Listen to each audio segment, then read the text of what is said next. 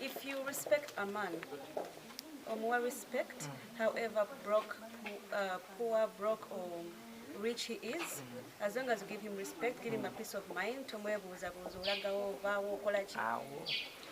a man will always come back to you. That's it.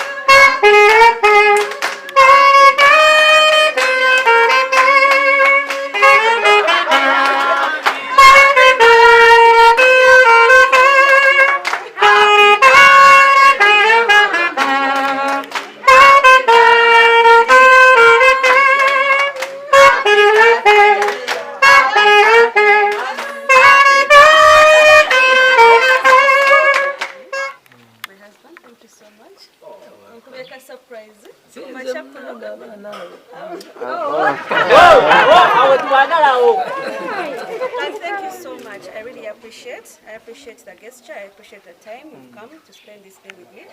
Thank you so much. I don't have a lot of words, but to just thank you. Yes. It is strict. It is Zuena Bebecool.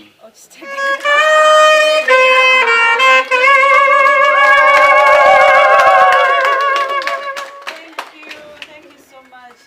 Look how you pushed me. Look how I'm dressed. And thank you so much. I haven't known.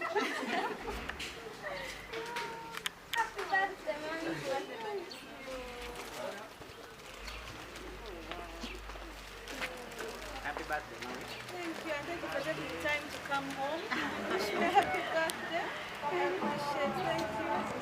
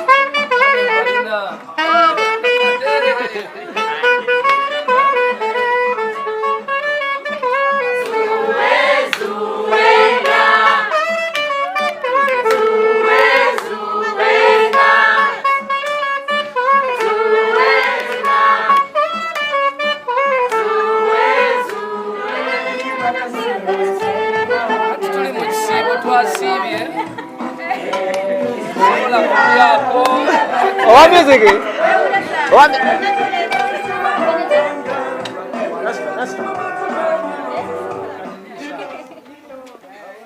On her behalf,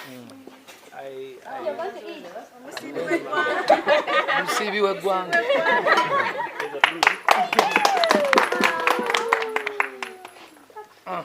Serving.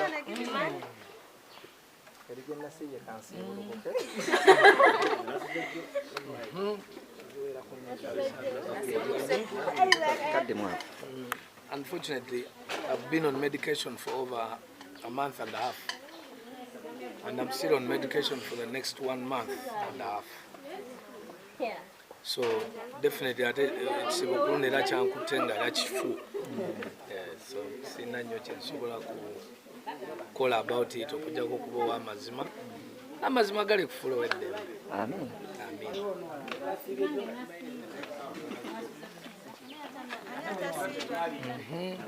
Guys tayinza kusiiba kaiza siiba.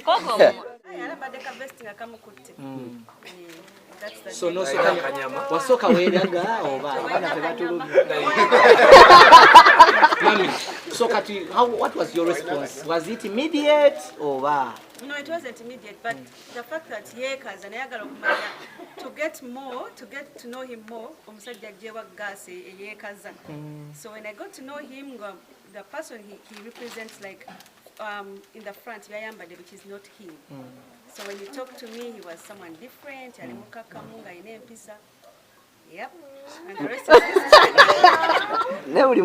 history. The rest is history. Nemu bagala nambeeramu abantu ng'ogamba nti ono yasinga okunjaga. Kumwe nani asinga munne? Kuba tekisobola kuba Uncle Bebe nkulaba eriiso. Ekyo naawe olaba kira. Zuena nkutira.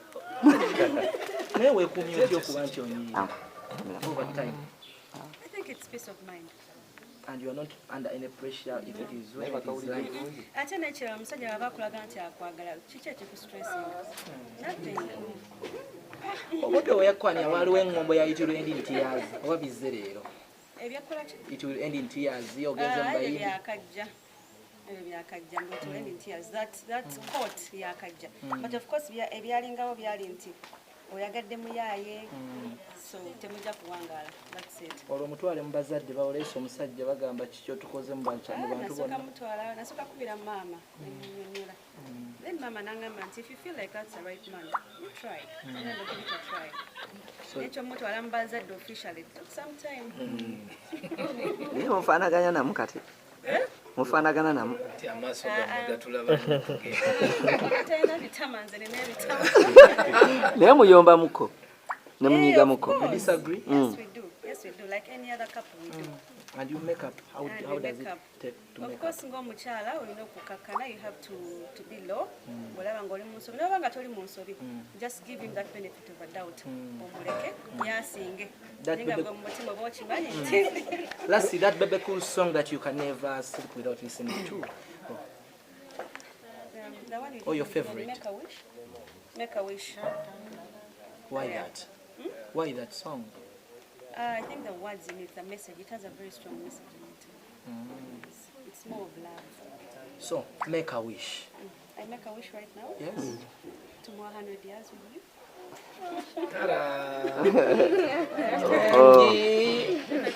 And your wish is my command. Thank you. Karen.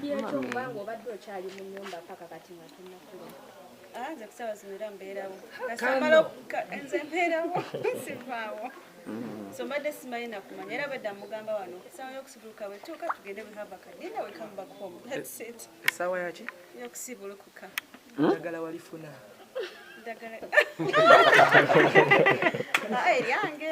Ery'omusujja. Essaawa munaana. Ate zinatuuka munaana. Owa, blabi nkwata simu tutukwata simu. Daisy.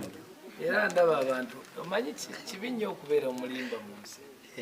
Ate era ebiseera ebisinga Abannayuganda balina okusoma akatabo kange bwe kanaakafunye ojja kusoma ekintu ekisinga obukulu mu nsi kwe kubeera omuntu ow'amazima. No matter what, kalugambe mu Uganda tuli miliyoni 45. ne bw'obeera ng'oyimiridde bw'omu nga miliyoni 44 mu emitwalo 9 mu kenda mu 9 nga gw'obulako always ostandinganga n'amazima because at the end of the day ngenda neneebuuza abantu ne bw'oba bagambye nti gwe bw'oba tosadde banya bw'oba tosiibye osobola okulwala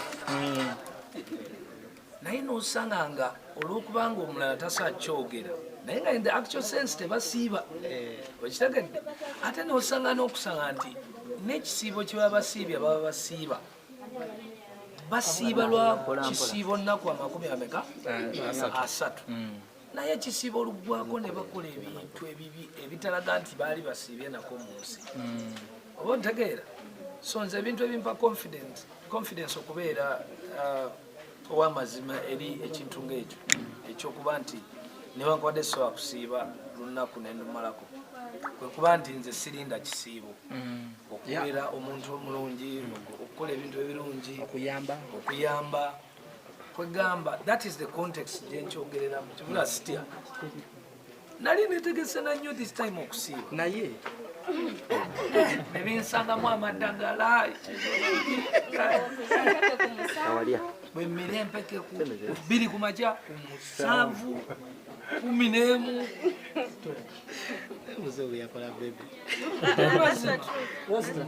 kikuyisa kitya abala okukolamu busitanti bw'okusiiba like every day we get to this day it's a day to reckon and appreciate the fact that we made the right decision to have the Kagame family as our first family. Thank you so much, and of course to the media fraternity and everybody out there in the country who is wishing my beautiful wife a birthday today. Definitely, to me it is like yesterday we met, and every day she becomes better, and the older the wine, the sweeter. Yeah. So definitely I feel the only thing I would ask God, if God could come back and ask me what I want most, I would ask for more 100 years with my wife. Wow. And I pray that she has good health, and of course I pray for everybody. I pray for the country, the president, I pray for the family, our parents, all our fans, and everybody who is in the hospital. You have my prayers on this beautiful day, and I hope that the fasting season is good for everybody. Thank you very much. Alhamdulillah, tuli balamu buli muntu yenna nja kubeebaza mwenna abazze leero abagagame family. Mwebale nnyo okutumakinga okufiiringa nti tulina family. Ne tubeeraawo nga buli kiseera tumanyi nti tulina abantu be tusobola okubeerayingako. Ndi musanyufu okuba nti nkifiiringa nti tetwakola nsobi okutandika Kagame family.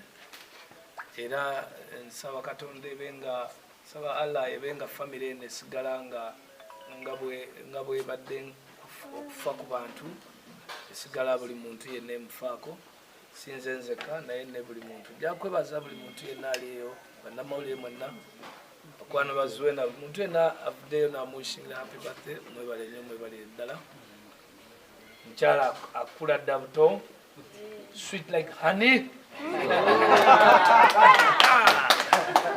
mwepanka mmwe munalaba kibayita obulungi. Thank you so much. Young baby.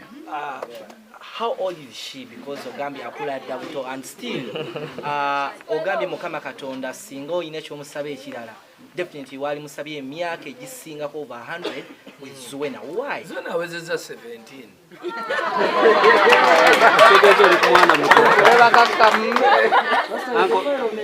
Zuena awezezza 17. 17 tesi defilement. Mu bazungu ebeera 16. Ffe tuli bazungu abalangi. So mu bawalabu 15 ate olaba mu warabu. Yes. Mukama kiki osinga omusaba about Zuena nga tetunaba kugenda ku kya parenting and everything? Nsaba kubongera bulamu kyekisookera ddala kubanga ebintu ebisinga byonna byetolola ku bakyala ddala kati ffe wetutuuse ne family ng'omuntu yenna gamba n'okuba nti nno omuntu yenna abasabira okuba nti awangaala naye nze nga nze bbaawe no bataata w'abaana musabira bulamu n'okuba nti asobola okuba nti okugatta n'okumuvinga family yaffe kuba strength ya family usually erayinga nnyo ku bakyala. You are one person who's very open and very humbled when it comes to family. Kyanjawulo ki being a Rastaman anti olina omukyala ewaka Rasta bangi babeeraawo bo balowooza nti family si kyamannyo but when it comes to Bebecool agamba byonna bikole naye tokwata ku maka gange byonna bikole naye tokwata ku Zuena nga nikyabako kitadde ebbali tokwata ku Zuena wange. Well, basically siga nti ndi Murasta naye normally omusajja yenna alina okuzuukuka n'amanya nti tuzanyira ku birala naye tuzanyira ku family. Ekyo then bw'obanga tosobola kubeera nakyo then toli musajja oli mukazi kuba then omukazi yanaavaayo n'aprotectinga gwe. So omulimu gw'omusajja yonna ogusooka gubeera protectinga family ye. So ngeri emu oba endala nze nkikulembeza lwa nsonga nti wesiri sirowooza nti nga bwe mmanyi ensi eno abatayagaliza baba bangi definitely bw'ota protectinga family baba bayingiddewo. So nze ye luulu yange esooka eyo era tesobola kumenyekawo. Era gwomu ku beevuma COVID because once ngamba ekiro twalina we twali n'oŋŋamba case ngenda kukola embaga ngenda kuba Zuena embaga. Well, generation eno empya unfortunately era nga bumaiti generation empya teyaliwo 20 years ago. Yes. Most of these young fans between abali mu Uganda bali below 25, most of them. Naye maybe leero kankibajjukize mbagambe nti empeta eno gye mbadde nga mulaba ku ngalo zange si mpeta ya ku street. Ng'ennaku z'omwezi yali 12 September 2003 we got married. Era muddeyoko mu bayimbi abasinga mukebere embaga zaabwe zaaliyo ddi. Bebecool ne Zuena twakidiscovering nti okufumbirwa embaga tekyetaagisa ssente oba kuyita bantu kiki. Embaga ebeera commitment mu bantu babiri kasita abazadde baba nga bakkiriza. Twasooka ne tufuna nnika abazadde bajja twali tubeera kiwaatule ne tukola buli kimu seeka yava kibuli yatugatta then ne tulyoka tufumbirwa. Empeta eno okuva olwo kweri ku ngalo zange era bw'oba otunuulidde engalo eyo. So maybe okubajjukizaamu nti ekyo kyembaga mulekerawo kibuuza bali ignorant be babadde nga bakibuuza nti tawasanga yawasadda just agenda kukola anniversary ebeera pate tujja kwambala ebiteeteeyi nga bwe bibeera era tuddeyo mu masikiti bulungi nnyo okukuza emyaka egyo egiweze 2 ate ng'era nange nja kuba appreciatinga abazadde basaidi zombi okuba nti obeebaza olw'omwana omuwala oyo nange omwana omulenzi. So ekyembaga ebeere wedding anniversary kyekigambo kyokka kyemmanjibwa. Otherwise manyi nti bafaane bafaalo singa badde balooza Zuena tafumbirwanga simuwasanga yafumbirwa dda. Jjukira mwagenze twagambanga nti anobye. Omuntu aba anobye aba yakola ki aba yafumbirwa. Akobebe ekitegeeza yaguno mwaka. Nze mulinde ddeeti yange mutemweraliikirira ekyo kyo manyi bannamawulire mulina olugambo nemmala sibateeka ku front awo mba nkoze ekikyamu. So era bwe nabanyanjula olunaku mwe mugenda okusooka okumanya naye nga most likely very soon. Naye ng'oli patient nnyo kubanga abasajja badde bakuyingira nga towawasa tokola kitokubambaga ng'osirise. Anti obutamanya bw'abavubuka bato balowooza embaga kwe kuwasa. Embaga si kwe kuwasa. Embaga ebeera pate okuwasa gy'emyaka 2 nti osobola okubeera n'omukyala ye bba abakiyingiramu bakabeera n'abakyala ebbanga ki. Ffe some of us tetutunuulira pate kubanga Bebecool akola pate buli lwayagadde kulya mbaliisa buli mwagadde naye kiri giba emyaka 20 ge twakatambula kwe bayita okuwasa nti nawasa omukyala atudde mu maka emyaka 2. Naye omwagala ebyaddala ne mu videos mu nnyimba ezisinga ebyaddala mandi awo n'omuteekamu era bangamba love you every day. It was her dedication. Simanyi oba waliyo kye mugambye. Of course, love you every day awandikibwa on the basis of the fact nti na briefing abantu abo wanga namanya nti orientation y'obulamu mu life is love. Oyagala toyagala ne bwokola ki ne bwokola ki kisembayo kwagala ne bobeera ne sente nnyingi ezenkana zitya bw'oba tolina love around you webe ya maama kebe ya taata kebe omukyala ebe y'omwana so genda okulaba nti ebintu ebirala byonna biyinza obutamininga sense but love naye ng'ate kiba kirungi engeri gye tuli human ogamba nti the best love is that with your partner by relationship. Of course the love of mothers and children surpasses but it's different, it's not biological but the biological love ene gy'obeera ne baby wo nobeera naye nga oyasinga so love you every day yali inspiration y'ekyo ekintu and I know my weakness in life is love so kibula nti mbesinga nnyo n'ennyimba zange zisinga and it's good to preach love kubanga watali love ereeta obwetowaze awatali bwetowaze mu nsi love ekwetowaza bebe nnyo n'amaanyi nogonda muli nga yagambye sigago ogambye mamizutu weyo akagambo kuba kati ndaba love is in the air. nange neyanziza nnyo neyanzege abaana bagagame mwebale nnyo mwebale kwefiriza budde ne mujja wano to celebrate this beautiful naye Rasta simanyi byakulumya myaka 20 nga muli mwagalana 21 yes nye buli lunaku buli lukya obeeranga atandika okutandisa omukwano tebayita true love ya Rasta ate omukwano gulina okutandika buli lunaku gwe bwokeera ku makya osooka kulowooza kunoonya lugambo what was the moment nga simwerabye I think the most precise is noza kuyankwana nalaba omurasta yeekaza yeekazanga mwaliwa kyaliwa kyali kitya kyali Crane Chambers nga klasi zegenda bajensobola okwagala tajjaamu wadde kwota nga ndaba omurasta n'ebiviiri ne vestas nekalizaamu